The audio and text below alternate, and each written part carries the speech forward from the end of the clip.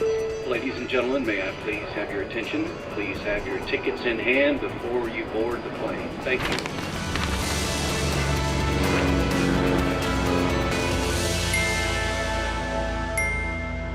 Hello and welcome. I'm Johan Castell and you're watching Wings. On the show today, we visit the famous backwaters of Kerala and go on an excursion to find a big bird. We look at the top spots in Jordan as the country's tourism sector has been affected by the war in Israel, and a feast served up for monkeys in Thailand. Let's start. Join us on a journey through the enchanting landscapes of Kerala, India, a haven for diverse attractions and delectable cuisine. Today we explore the beauty of the backwaters. Stay tuned for an exclusive experience at Seclude by the lake in Alapusha, where we uncover the Venice of the East.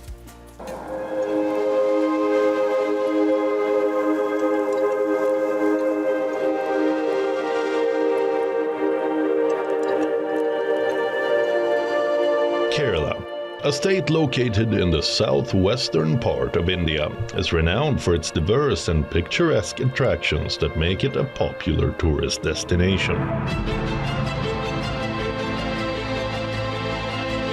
The delectable cuisine here uses a lot of coconut, spices and seafood. The festivals here also attract countless visitors who come here to watch spectacles like the boat race during the Onam Harvest Festival.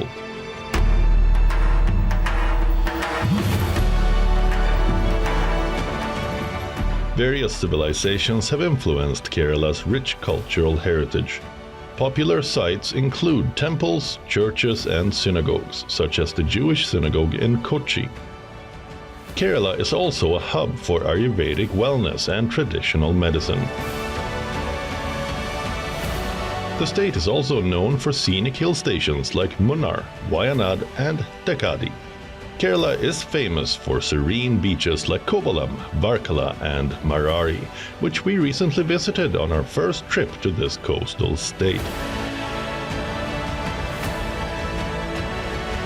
From a tourism perspective, the backwaters of Kerala take the top spot in our minds. We stayed at Seclude by the lake on our journey exploring Alapusha in Kerala, and here's our experience.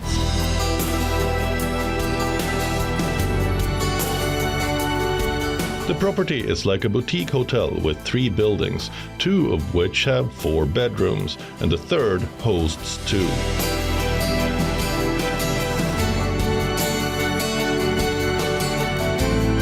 I stayed in the yellow building and met the owner, Mr. Ramit Sethi, for a snack outside.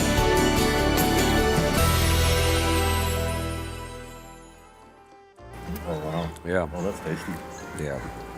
Food is really good here. Huh? Yeah. It's one of the hallmarks of a good hospitality stay. Huh? When you go to a particular property, we try and see what's the local influence, and we try and make sure that the chef doesn't try and impress us with where we come from, but tries to also focus on what's locally good. Yeah. Do you find that it's a challenge to come up with a good menu in terms of curating the right items on the menu? Yeah. So what happens is that for the people who are locals and who just want a regular holiday, we have an all-meal plan. So in that, you just make your normal choices. But we also have a selection, wherein you could order all these things, and we make sure it's on the menu, so it's available. So we can then set it up as an experience, like we are sitting right now. How long have you been in hospitality? How did this happen for you? I'm not a hotelier. I'm an accidental hotelier, right? I'm an accountant by profession, but I was really a banker. I was then stepping back and as an angel investor, investing in companies, being part of funds and M&A on my own. And in that journey, I met with Rohit, who's also a fellow accountant, and he has this passion of building homes, and he'd built 2 or 3 of them. And so he and I then partnered and said, let's build a company. So we started getting very iconic locations. Our number 1 criteria is the location. If the location's not good, there's nothing you can do to change it. But everything else we can change. So we've got a design aspect in our company. We've got designers, we've got architect, a civil engineer. So we then come in with a package to refurbish the house. What comes up next is food. And we've already set out these menus, we've set out these locations under which you can do that. And then we have experiences. And experiences could be like, for example, if you're here in Aleppo, in the morning, early morning, you could go kayaking. Right. And and then in the afternoon, to watch the sunset, really, you could take a shikara. And that goes into interesting places. Yeah. And you go into these winding backwaters, and then you see the local. That's what I should do this afternoon. Yeah.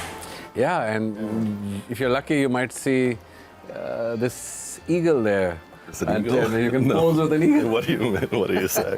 What are you saying? There's an eagle there where you can pose with the eagle. Doesn't it just fly away when you get close to it? Initially I thought so as well, but then it's there. I don't know. It's legit. And it's a pet eagle or what? I don't know. It's not tied down or anything, but as you stop for your chai, your small cup of tea, you realize that there is this eagle there and you could pose for photographs with it. Yeah, This part of Kerala is known as the Venice of the East and is especially famous for houseboat cruises on the many canals, lakes and rivers that make up the state's backwaters. I can't get the image of holding an eagle out of my mind.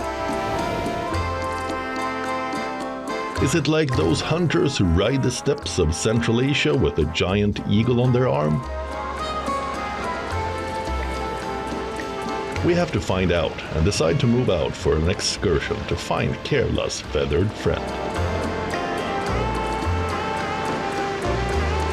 There are many activities to do on the backwaters of Kerala, from speed boating to exploring the waters with the power of your own paddle on a kayak.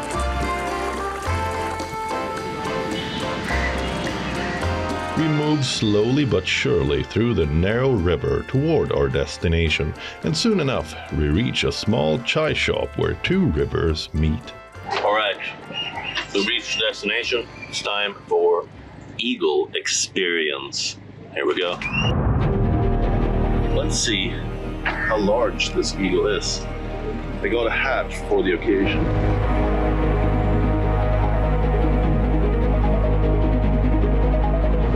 He's much more good looking than I am. Hey! Wow. That is so cool. What's his name? Krishna. Hey! The name of the bird is, you heard that right, Krishna. I feel like a pirate. We got a hat for the occasion. I'll stand in the sun.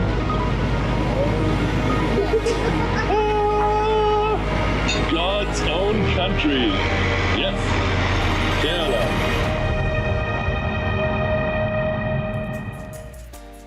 Join us on a captivating journey through the enchanting landscapes and rich history of Jordan, a nation brimming with architectural marvels and World Heritage sites, as the country becomes a bargain after fewer tourists visit due to the war in Israel. Jordan, a land where ancient history and modern attractions intertwine, has become a hotspot for travelers worldwide. With a 50% increase in tourist arrivals and a remarkable 60% boost in tourism revenues, the country is making its mark on the global tourist map. Our first stop on this journey is the Amman Citadel, an ancient marvel nestled in the heart of the vibrant capital. Overlooking the modern metropolis, this site, dating back more than 2,000 years, showcases the city's multi-layered past. Walk in the footsteps of history as you explore the Temple of Hercules, the Umayyad Palace, and the Jordan Archaeological Museum. Take a step back in time at the Roman Amphitheatre, an impressive historical site in Amman, seating up to 6,000 people. This marvel not only reflects Amman's Roman heritage, but continues to host cultural events, blending the city's history with its modern spirit. One of the crown jewels of Jordan, Petra, a UNESCO World Heritage Site, beckons with its ancient city carved into sandstone cliffs. Explore tombs, temples, and monuments that narrate the story of the Nabateans, over 2000 years ago. Uncover the remains of the late Roman period at Errasas, another UNESCO World Heritage Site. Wander through ruins and mosaics that echo a history spanning more than 1500 years. Our final destination is Bethany, beyond the Jordan, a holy site where John baptized Jesus. Declared a UNESCO Heritage Site, this tranquil location invites you to capture the essence of its remarkable past.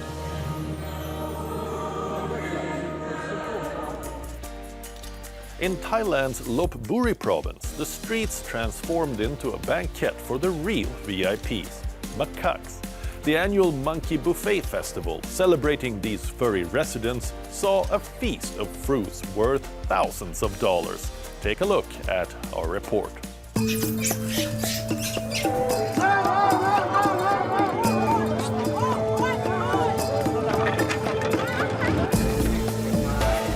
Last week on Sunday, in Thailand's Lopburi province, a banquet was laid out for the guests of honor, none of whom were humans. The festival is a celebration for monkeys, the macaques. The feast is held annually on the last Sunday of November to celebrate thousands of macaques residing in Lopburi, thought to bring good luck to the area and its people. Plates of fresh fruits, vegetables, and desserts were laid for them. Climbing over organizers and tourists, macaques clamored to snatch their favorite treats consisting of durians, mangoes, bananas, watermelons, mangosteen, oranges, and guava, worth over 300,000 baht. The festival is now in its 35th year to help boost tourism in the province, home to the 10th century Phara Prang Samyot temple. There are too many monkeys around. It's my first time seeing so many monkeys in my life and observing at such close proximity. I understand that this festival is also to reward the monkeys, to help locals to boost economy. I think by using this way to show appreciation to the local community is great. Thailand's connection with monkeys dates back at least 2000 years to the epic Indian tale of Lord Rama, a divine prince, and his struggle to rescue his wife Sita from the clutches of a demon lord. According to the tale, Monkey King Hanuman and his army helped rescue Sita. Since then, monkeys have been appreciated as a sign of good luck and prosperity. Lopburi's annual buffet is one way people mark their appreciation. While residents of Lopburi are very fond of these macaques, they're also worried about the increasing number of monkeys that affect their lives despite government efforts to sterilize monkeys in the city to control the population. We are living with animals, and monkeys have been here since a long time ago, even before us. It's better to live with them and make compromises as we both rely on each other. I understand that the monkeys cause trouble to the local people, but we had made efforts to do sterilization and took some monkeys away to reduce the number.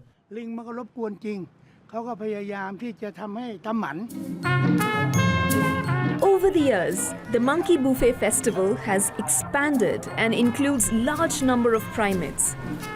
The festival is like no other, filled with vibrant cultural highlights and an improbable but fun guest list. Locals believe the festival brings prosperity and good luck to the region, and it definitely provides tourists with a one-of-a-kind, eye-catching spectacle.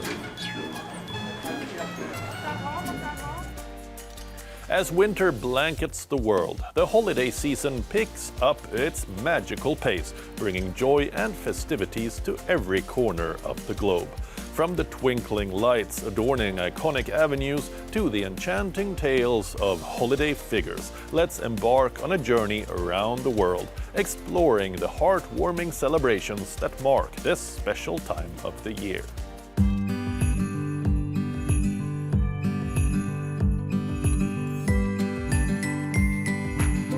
In the United States, the holiday spirit ignites with fervor as families gear up for the season of giving. Streets buzz with excitement as shoppers fill their bags with gifts for loved ones, and homes come alive with the warmth of decorations. With its timeless traditions, Christmas draws communities together, creating a tapestry of lights and laughter that paints the towns in hues of red and green. Across the Atlantic, in the heart of Copenhagen, Denmark, lies a captivating oasis of enchantment, the Tivoli Gardens. Established in 1843, this whimsical realm has stood the test of time, evolving into one of Europe's premier amusement parks. With its vibrant performances, delectable culinary delights, and captivating rides, the garden is now open to welcome tourists. In France, the Champs-Élysées transforms into a breathtaking spectacle as Christmas lights illuminate the iconic avenue. 400 trees adorned with environment-friendly lights create a magical ambiance that enchants locals and visitors alike. From Paris to Athens, the holiday season not only brings families together, but also provides a glittering backdrop for businesses to thrive amidst the festive cheer.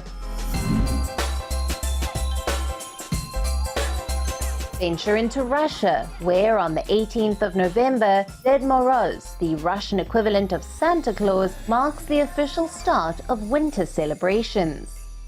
With a history spanning over 2,000 years, Ded Moroz has adapted to modern times, embracing technology and maintaining his timeless charm. From the central square of Veliki Ustyug, his official residence, Ded Moroz embarks on a journey, lighting up Christmas trees and spreading joy to cities across Russia.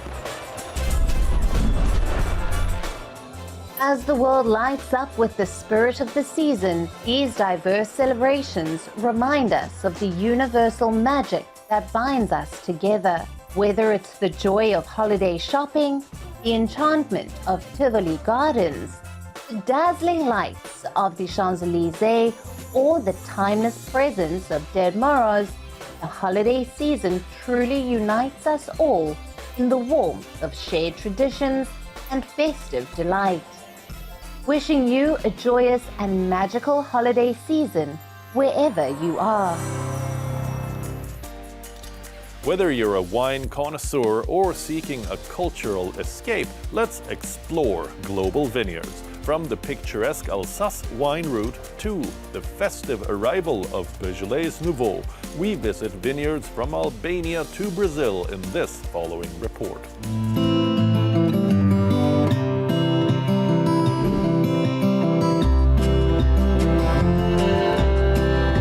In autumn, the 170-kilometer trail shimmers in red and gold. The Alsace wine route between hillsides and villages for 70 years remains a benchmark for wine tourism while adapting to the digital age. Whether you are a passionate wine lover or simply looking for a cultural and gourmet getaway, the Alsace wine route promises a unique experience. So get ready to raise your glass and toast to the health of the Alsace wine route.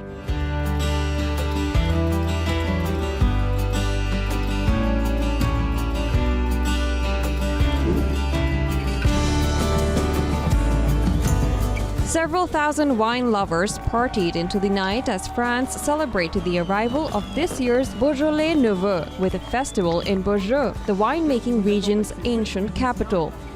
Beaujolais wines are becoming increasingly hip again for their unpretentious side and easy drinking qualities. As is customary, on the 16th of November, a barrel of the famous early wines was pierced following a countdown over the microphone during the traditional Sarmenteles festival. Festival goers expressed their Beaujolais is a wine for celebration and enjoying good times together.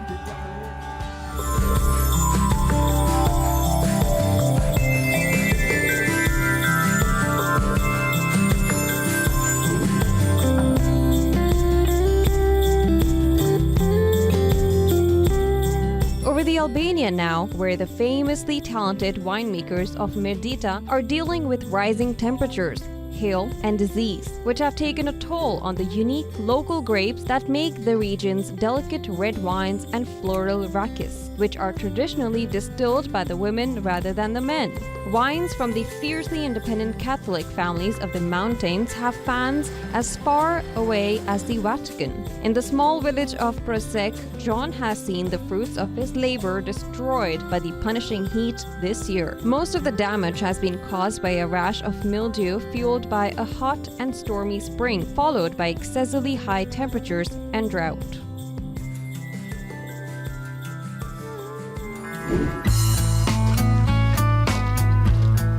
Amid the karst soil and harsh sun in the southern Bosnia, two grape varieties are making waves outside the mountainous Balkan country, rarely associated with world-class wine.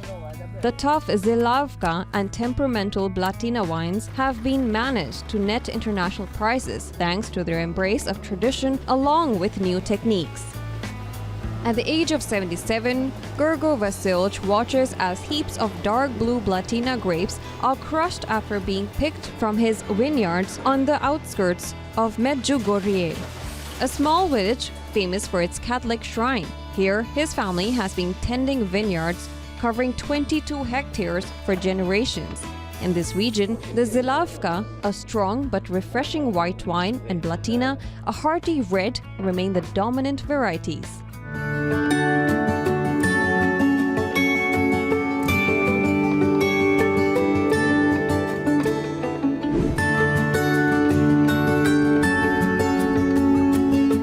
The tropical savanna around Brazil's ultra-modernist capital is not exactly known for wine country, but a production technique developed by researchers in the 2000s has helped winemakers in the Brasilia region hack the local climate to harvest in the winter, producing better quality grapes and wines that are starting to make a splash. French enologist Jean-Michel Barcelo gushes as he plucks a ruby red grape and pops it in its mouth. It was not an obvious choice to grow grapes in the central western Brazil, the heart of the country's powerful soybean, corn, and beef industries. The key is a technique called double pruning, in which producers prune their wines twice a year, once in winter and once in summer. That's all we have for you on the show this week, but we'll return with another Wings episode next weekend. Until then, it's me, Johan Castell, signing off. But before we go, we'll leave you with some exciting highlights of the week.